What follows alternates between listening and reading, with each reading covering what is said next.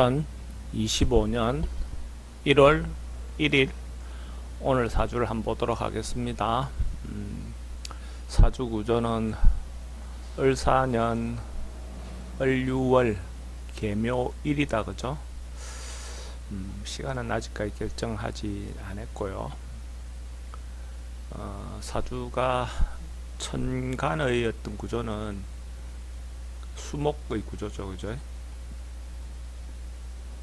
오행의 흐름이 그러니까 자기가 생각하는 개일날 난 사람이 목으로 이렇게 펼쳐져 있다는 것은 자기 생각이나 표현이라든지 이런 것들은 잘 해낼 수 있는 그런 구조다 이렇게 볼 수 있죠 그죠? 그런 구조고, 지지에서 보면 지지는 어쨌든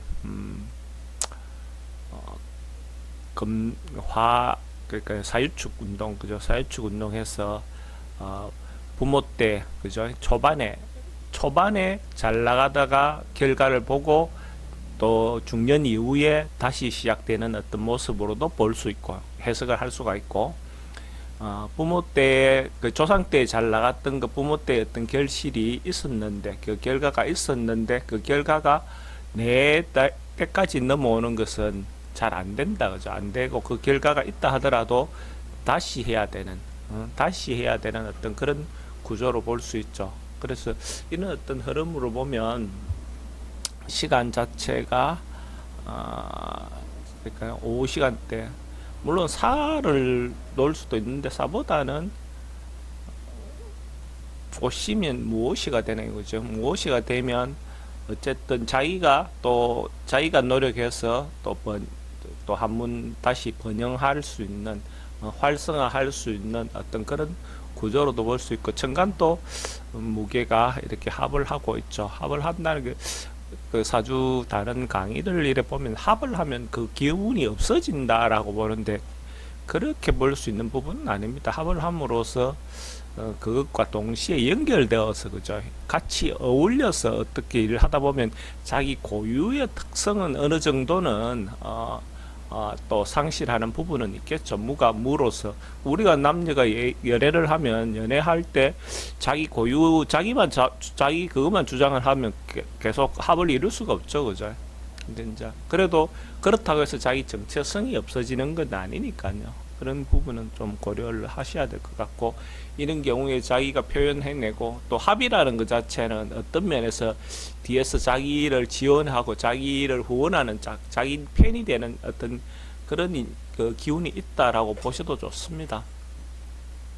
이렇게 되면 사주 흐름상으로서 결실을 한번 보고 자기 때 다시 시작해서 다시 현실화하고 그 다음에 결과에 대한 부분은 또, 근데 이 팔자 내에서도 금이 있으니까 가는 과정이 조금 원만하지는 않아도 어쨌든 결실을 할 수 있는 결과를 볼 수 있는 어떤 인자는 있는 거죠 팔자 안에. 근데 단 여기 이제 수기가 빠져 있으니까 그것을 저장하는 기운, 어쨌든 다시 축적하는 기운이 좀 부족한 것이 이 사주의 좀 단점이긴 해요. 근데 운의 흐름으로 보면 연다 대운 같은 경우에는 화목으로 이렇게 흐르면 이렇게 전반부에 있는 이 기운을 쓰기가 좋죠 그죠? 화운을 쓰는 것은 물론 화 자체는 쓸 수가 있는데 연계되어서 이렇게 우리가 어쨌든 그 눈을 굴으면 굴러서 크기 지듯이 그 큰 한 번 더 우리 이렇게 연결되는 것이 좋은데, 그런 의미에서는 화운 초에 사주 구조가 화금으로 이렇게 구성되어 있으니까 화운으로 이렇게 먼저 가면 화운, 목운으로 흐르는 것이 앞에 사주 구조에 연월에 있는 것들을 잘 쓸 수 있는 구조가 되겠죠. 그러면 사주가 좀 빨리 이렇게 될 수 있는, 그러니까 자기 기능을 발휘할 수 있는 어떤 구조가 된다 이래 보셔도 좋습니다. 남자 대운의 흐름은 예를 들어서 초년에 여기 앉아 조금 발휘하기는 어렵겠죠. 28 대운 이전까지는 조금 발현되기 어렵지만은 그 이후에는 뭐 대체로 원만하게 흘러갈 수 있는 어떤 구조로 보셔도 좋습니다.